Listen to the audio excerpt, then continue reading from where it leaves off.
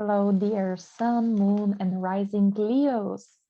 Welcome to my channel. It's called Todayenergy. My name is Michaela, and we will be talking in this video about the most important astrological events in April from your perspective, Leos.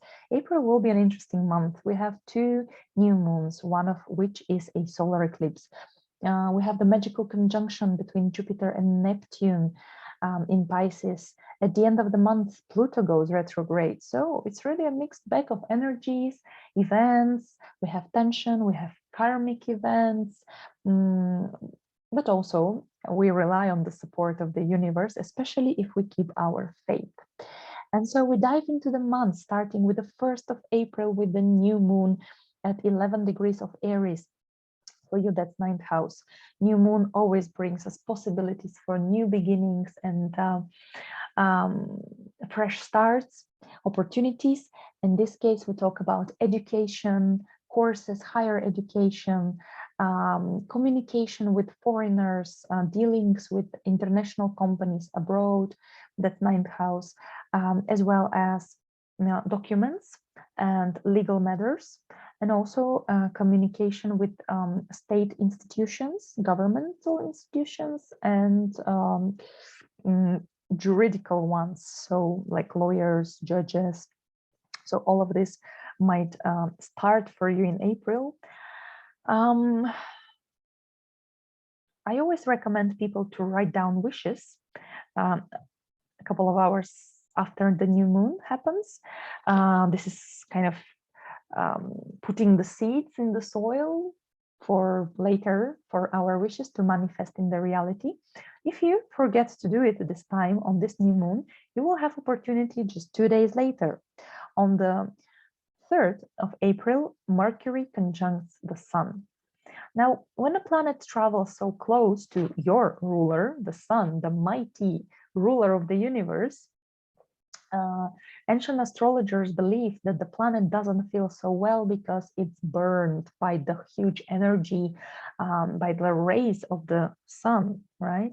But there is a special moment in which the planet is exactly in the middle of the sun. There is this exact conjunction.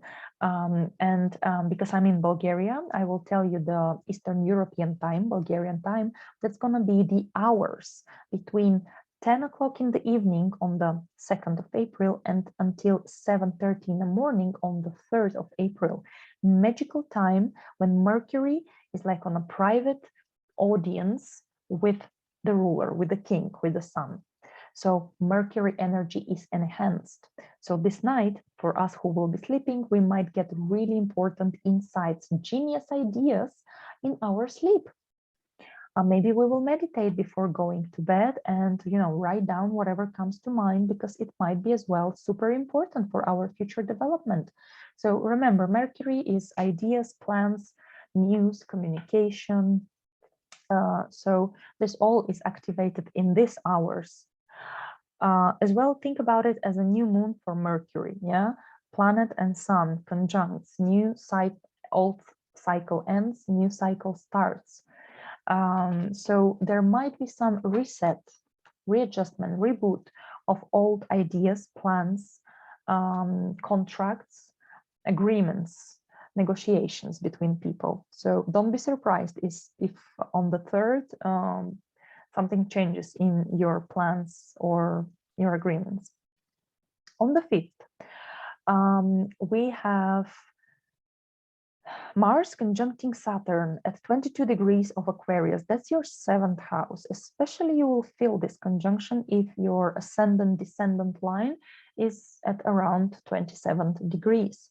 Now, it might be a harsh conjunction because Mars wants action and Saturn wants stability and patience. But Saturn also rules your 7th house, your partners. So maybe your partners will have a boost of enthusiasm and ambition by Mars. And as well, it might mean that you can combine ambitions, energy, bravery with the patience and ability to work hard and strength of Saturn for creating some long-term partnerships, contracts, agreements. right? 7th house. The same day Venus goes into Pisces, that's your 8th house. Venus signifies pleasure and money. 8th house is about intimacy. So maybe you will go on a deeper level with your loved person of trust and intimacy. Maybe that's news of pregnancy for some of you. For others, that might be about gifts and financial stimulations as loans, as passive income, investments, payoff. You know, some 8th house is about shared resources and the money that come to us, but we didn't kind of work for them. Might be of course like alimony or inheritance. On the 11th, Mercury goes into Taurus. That's your 10th house. So expect for the next 2 weeks a lot of hustle and bustle, communications, contracts, negotiations, deals regarding your career, your work, your status. So it's about signing contracts. Maybe you're getting married. So by signing this contract, you're changing the whole status, you know, the whole like surname even changes and how people see you. Maybe, of course, you sign up a work contract as well, or some travels with your parents' 10th house or your superiors, maybe work trips. On the 12th, the 2 rulers of Pisces, Jupiter and Neptune, happy in Pisces, conjunct there at 23 degrees, and that's again your 8th house. So Jupiter and Neptune know no borders, no regulations, rules, nothing that can stop them. So it can be a very emotional time. 8th house, it's not an easy aspect or sector of your chart. It's about deep inner transformations. In my opinion, Leos, it's about letting go of inner pains, of inner traumas. So if you work with a psychologist, you might find one great psychologist. But of course, there might be some emotional moments. There might be like flooding of emotions suddenly coming from you. Of course, if we talk about 8th house finances, that might be great benefit from some shared and passive resources. Really, it's a good time for people who are planning or wanting pregnancy, connection with others, love, deep love, compassion, and of course, a lot of esoteric and spiritual work. So maybe success in that field if you work as a psychologist or astrologer, for example. On the 15th, Mars goes into Pisces as well. So even more action and passion in these topics. By the way, about the conjunction of Jupiter and Neptune, I made a whole separate video, which you can watch on my channel. Then on 16th of April, we have a full moon at 26 degrees of Libra, and that's your 3rd house. And full moon, it's culmination, it's news, clarity. You might receive a lot of information. You might finish some courses, receive some certificates, get to know something important about your vehicle, about documents or travels.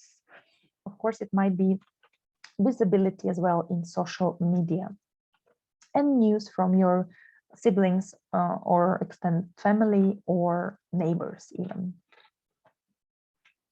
On the 20th, the sun goes into Taurus, illuminating for a month your 10th house of career and status. So even more possibilities to reach higher positions in your work or realize and start doing what's actually your true mission in this life. On 27th is a beautiful day, romantic. Venus conjuncts Neptune in your 8th house in Pisces. So that is about beautiful bonding, merging with your loved ones. It's about releasing and let go of grudges, pain.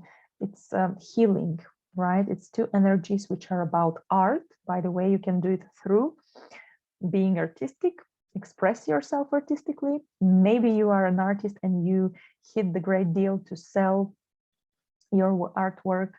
popularity. Maybe you make some exhibitions, so sponsors come. Yeah, 8th house. Of course, it might be just pure joy and happiness with your loved one. On the 29th, Pluto goes retrograde. So it's an outer slow planet. Of course, we feel how it's slowing down to be stationed that very day, at least a week before. So the last week of April will be with Plutonian topics in society everywhere. It stations at 28th degree of Capricorn. For you, that's 6th house. So Pluto asks you to transform your everyday routine. If it was a burden, now you have the chance to adjust it the way it's more comfortable for you, the way it's more healthy for you. Pluto asks to pay attention towards your health, your body, your nutrition. If you were hesitating or like, really not wanting to start, let's say, a diet or something, now might be a great time that Pluto will tell you, my friend, now or never. As well, it might be about huge work project, because Pluto is all about big, massive. It's big finances, it's big income. So maybe work brings you some income, right? Yeah, some topics like that. On the 30th, Mercury goes into Gemini. That's your 11th house. So much more communication with friends, like-minded people, your participation, active participation in some social groups and projects, and your active planning for your future. 11th house is our long-term goals. And the same day we have the partial solar eclipse at 10 degrees of Taurus. Solar eclipses are really powerful new moons that talk about new beginnings, especially now with the North lunar node talking about the future development. It's important because it's in your 10th house, a cardinal point of your chart.